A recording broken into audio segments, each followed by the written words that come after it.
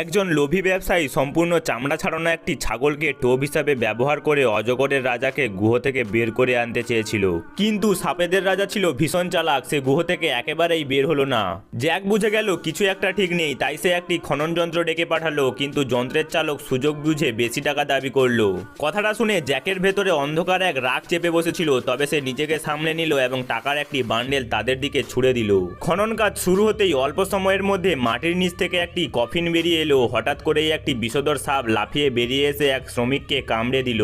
কয়েক সেকেন্ডের মধ্যেই অনেক সাপ তার শরীরের ওপর ঝাঁপিয়ে পড়লো এবং তাকে সম্পূর্ণ ঢেকে ফেললো। কিছুক্ষণ পর সে কোনো মতে সেখান থেকে বেরিয়ে এলো। তার পুরো শরীর জুড়ে ছিল অসংখ্য কামড়ানোর দাগ, কিন্তু আতঙ্কিত হওয়ার বদলে সে আরো লোভী হয়ে উঠল। চিকিৎসার জন্য সে আরো বেশি টাকার দাবি করতে লাগলো।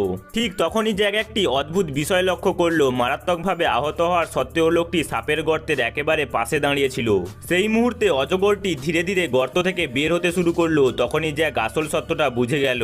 এই ভয়ঙ্কর প্রাণীটি মানুষের রক্তের গন্ধে আকৃষ্ট হয়। সুযোগ বুঝে জ্যাক একটি হাতুড়ি তুলে নিল এবং শ্রমিককে আক্রমণ করতে শুরু করলো।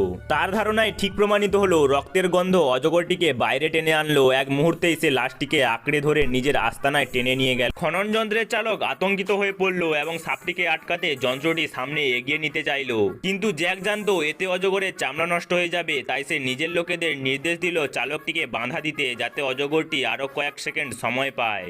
এরপর জ্যাক নিজেই সামনে এগিয়ে গেল এবং খালি হাতেই সেই দানবের মুখোমুখি দাঁড়ালো। আর ঠিক সেখান থেকেই শুরু হলো সেই ভয়ঙ্কর প্রাণঘাতী লড়াই।